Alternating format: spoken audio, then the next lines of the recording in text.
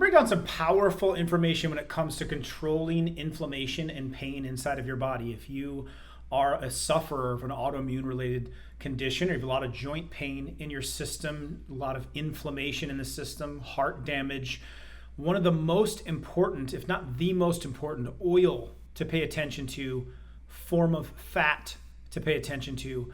And I'm going to show you the percentages that it's found in common foods that you use, and it might actually drive what you put in and an angle that you might want to take to completely eliminate the inflammation. So linoleic acid.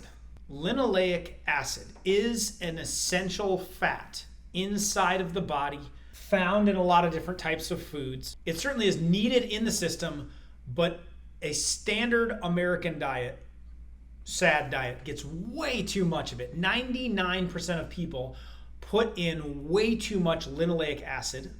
You may be one of them. I'm going to show you the most common oils and fats and foods that it's found in. This is known as omega-6. Omega-6, we need some forms of healthy omega-6 in the body, but most foods are laced with way too much, 20 to 1, 30 to 1 amounts of omega-6 compared to omega-3. Now, omega-3 is going to lower the inflammation levels. Unhealthy linoleic acid, rancid in linoleic acid, polyunsaturated fat or PUFAs, commonly found in seeds and nuts, and the oils of seeds and nuts can create a metabolic poison. And so a lot of health conscious physicians will agree that PUFAs and seed oils and vegetable oils are creating a major problem with liver problems, cholesterol issues, heart issues, and inflammation in general inside the United States. Avoiding the oils is very important. We're going to talk about those, but it can't stop there. And we can't just add in omega-3s, although it's a good idea. We've really got to get a balance and look at the foods that contain the most of these. So saturated fat has long taken the brunt of the heart disease saga in America over the last 40 and 50 years. However, the more we've cut saturated fat out and created low fat and no fat products, the more heart disease we continue to get. And the more we take saturated fat and real fat out of products, the more linoleic acid has to be used, the more sugar that has to be used. In fact, linoleic acid in the standard American diet, the human diet, over the past several years has increased from 2 to 3 grams a day 150 years ago to 30 to 40 grams per day into current age. A 15 to 20x in the amount of linoleic acid going into our system, where it used to make up 1 to 3% of the energy inside of our body, now it makes up 15 to 20%. It's very congestive. It congests cells, it clogs up, it takes a long time to get out of your body, and it might be the very reason why your liver is not doing well, why your weight keeps going up, why your cholesterol numbers can't get under control, or why you're having a lot of pain in your joints and in the system in general. At a molecular level, linoleic acid consumption damages your metabolism, and it impacts your body's ability to generate energy in your mitochondria. It also is the likely primary factor that increases obesity, cancer, heart disease, diabetes, and dementia as they've exploded over the last century. There's also compelling evidence showing eliminating seed oils and nuts and seeds from your diet that are high in linoleic acid will dramatically reduce your risk of sunburn and skin cancer, because susceptibility to UV radiation damage is controlled by how much linoleic acid is inside of your diet.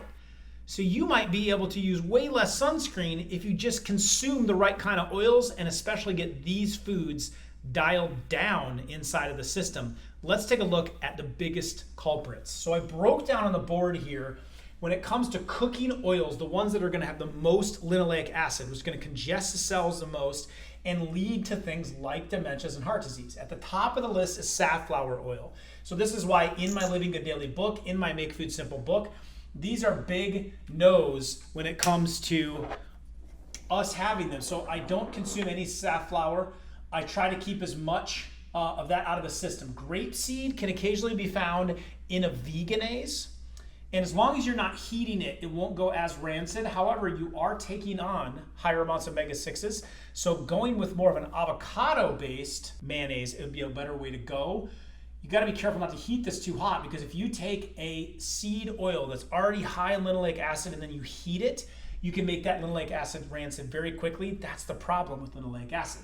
So grapeseed is kind of in question a little bit. Sunflower oil, if it is the high linoleic acid form, it's a no-go. If the package says organic or high oleic sunflower oil, then you're good. Corn, a definite no. GMO, genetically modified and rancid from the get-go. Cottonseed is the same, 52% linoleic acid. Soybean oil is another rancid form. Rice bran oil, peanut oil, and canola, all 19% or north in linoleic acid. The issue with these oils, again, as soon as you heat them up, they go rancid, and you put that rancid oil inside of your body. It's like smoking the oil on the stove. That has now changed the chemical structure, made the linoleic acid rancid. You put it into your body, you're asking for rancid oils and rancid cells. So what can we have if we really want to focus in on lowering the linoleic acid? Well, some great options start in the blue zone here. So in the blue zone, we start off with olive oil. Depending on the type that you get, there will be less linoleic acid in it. Extra virgin organic cold pressed is going to be closer to 3%, but it could go all the way up to 27%, depending if you don't have it filtered properly or if it's blended with other types of oils. Watch out for the blended types. Next is avocado, coming in at 10% linoleic, so still a little bit in there, but I love that you can heat this very hot and it stays structurally sound. Lard, palm oil, also tap it in at 10%. Now below that, we get into tallow, ghee, which is a form of butter. It's basically reduced down butter.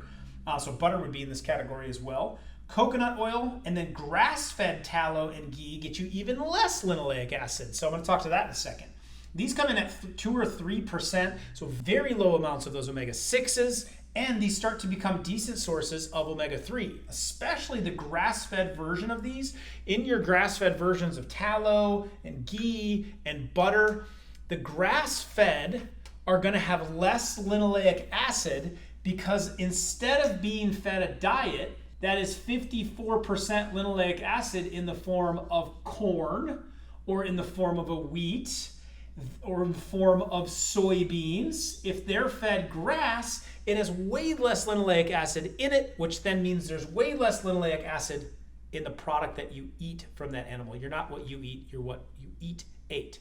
Lowering linoleic acid in these oils can become very crucial to putting the fire out inside of your body. Now, this does apply to nuts and seeds. Some of these still have health benefits, still can be options, but if you're really focusing on cutting inflammation down and pain inside of your body and the congestion that this linoleic acid can cause, then there might be some good, better, best that you want to pick here. So when we run down the seeds and nuts, poppy topped the list at 62% linoleic acid. Hemp is next. I know it could have some benefits. I'm just saying it's got a lot of linoleic acid.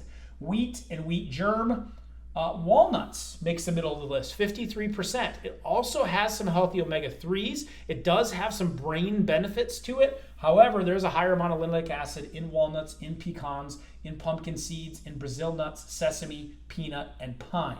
I really like Brazil if you do have a thyroid problem, as long as it is not a Hashimoto's inflammatory-based problem. Selenium can be gotten into that. Pumpkin does have benefits of a lot of nutrients as well. It's just if you are inflamed, you might reduce these down.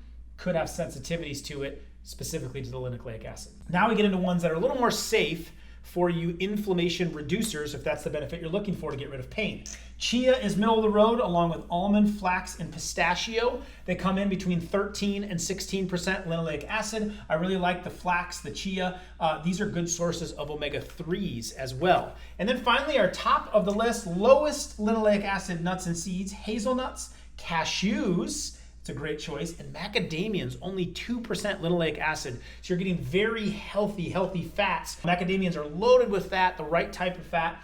Cashews, another great sweet snack, and some hazelnut. And no, I'm not talking about your hazelnut coffee, which is an artificial sweetener. You should stay away from that. So lowering the linoleic acid inside of your body, reducing the inflammation, reducing the inflammatory diseases like cancer, heart disease, and Alzheimer's. This may be a route for you to test out to see, does this move the needle on your joint pain, on your autoimmune condition? I think it's worth a real good look. So start lowering the linoleic acid that you're cooking with, especially the oils. Pick the right types of nuts and seeds. add in omega-3s, that's still going to help bring that ratio down to lower inflammation. I put my omega oil in the description below. And if you want to learn how to shop for these, you can start picking out the right types of oils and the right types of fats for your household and getting these into your diet. I went to the grocery store and went to the oil aisle and showed you exactly what to look for. You can check that video out next right here.